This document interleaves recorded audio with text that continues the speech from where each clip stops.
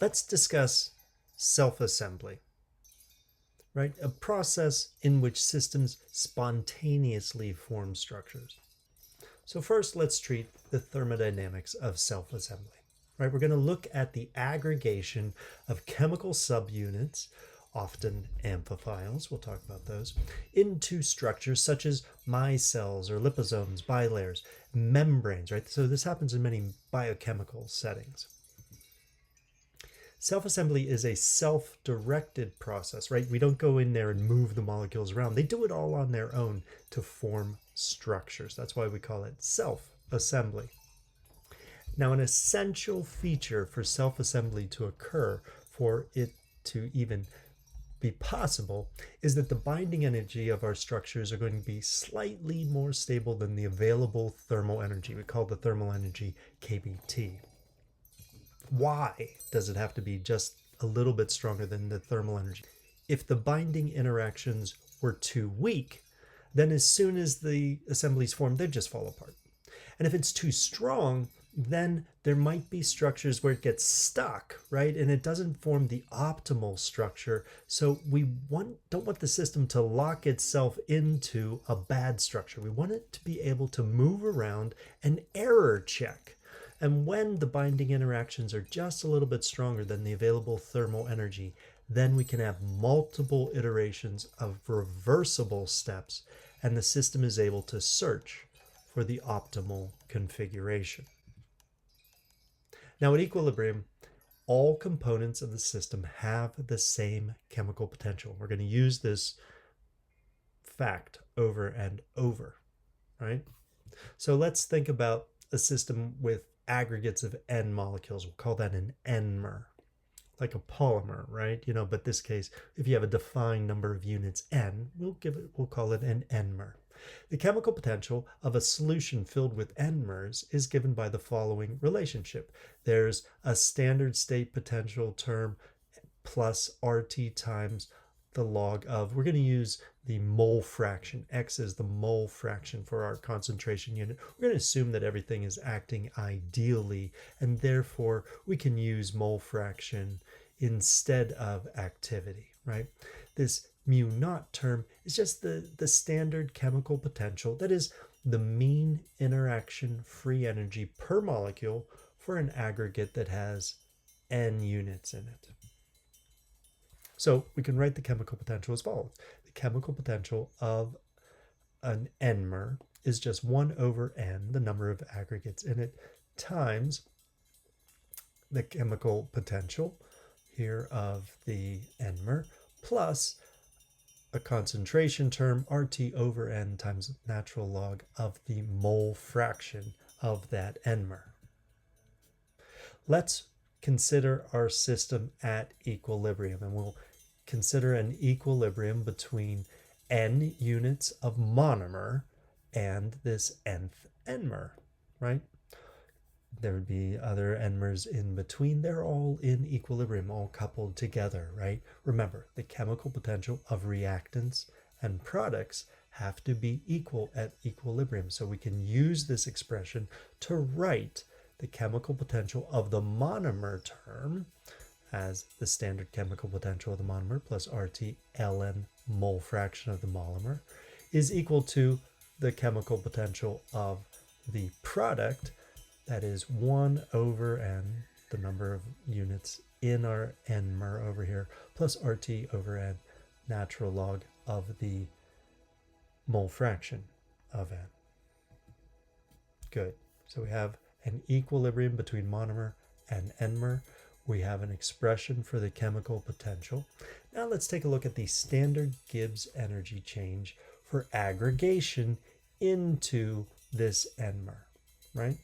And it's simply given by the difference between the chemical potentials of the reactants and products. That is, delta G of aggregation is going to be the standard chemical potential of the product N-mer minus N times the chemical potential of our reacting monomer. Delta G naught is related to the equilibrium constant K by the famous expression, don't ever forget this one, minus RT ln K equals delta G naught But we can also write an expression for the equilibrium constant from the law of mass action, right? The equilibrium constant is just the concentration, we'll use mole fraction in this case, of the products divided by the mole fraction of the reactants raised to their stoichiometric power. Combining these two expressions for equilibrium constant and then substituting back for the chemical potential, we'll be able to derive an equation for the mole fraction of NMR that is expected as a function of the difference in their chemical potentials and temperature and how much of the monomer we put in here in the first place. Now we're going to take a look at a particular type of molecule called amphiphiles. Amphiphiles have a polar head group that interacts strongly with water and non-polar tails. They're hydrophobic, right? These types of molecules, these amphiphiles, are often involved in self-assembly.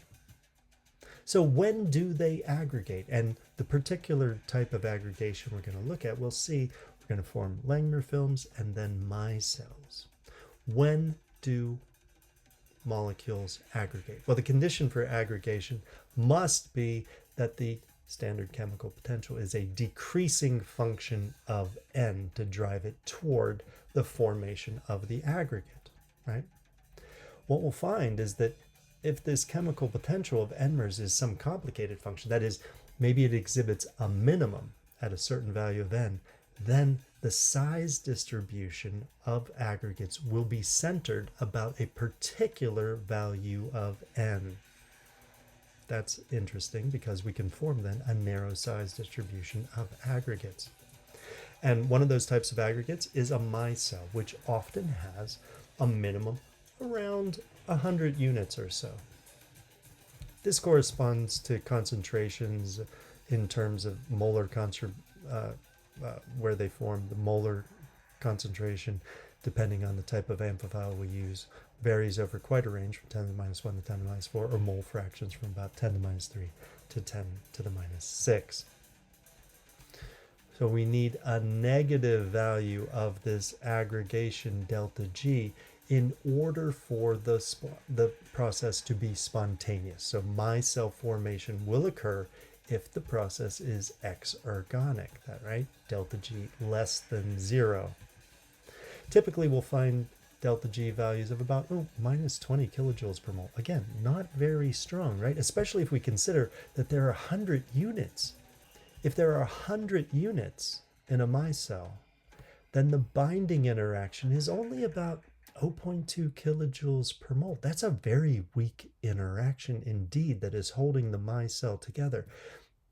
It's due to the van der Waals interactions of non-polar groups, the tails with each other. Let's see what happens in micelle formation, right? So we've got some amphiphiles and we're going to add them to an aqueous solution. And how do the micelles form? Well, what we see at first is as we add just a little bit of micelle, that is, if we're down below the critical micelle concentration, then as we increase the concentration, all we're doing is adding molecules to the surface of the liquid. The polar head groups interact strongly with the water. The tails want to avoid the water, interact with each other. And as we increase the concentration of the amphiphile, they'll pack more and more closely into a better order structure on top of the water that's known as a Langmuir film. If we keep increasing the concentration, then we're going to get spontaneous formation of micelle, three-dimensional structures in which the tails all point inward toward each other so they can maximize their interaction, and the head groups point outward and interact with the water. Now, the head groups were already interacting with the water, so they're interacting about the same here, but the interactions between the tails, those are much different in the micelles, right? And it's this, that's the as we've increased the concentration, it's those interactions that drive micelle formation. This isn't a true phase transition. Instead, it's an equilibrium phenomenon that occurs over a rather narrow concentration range.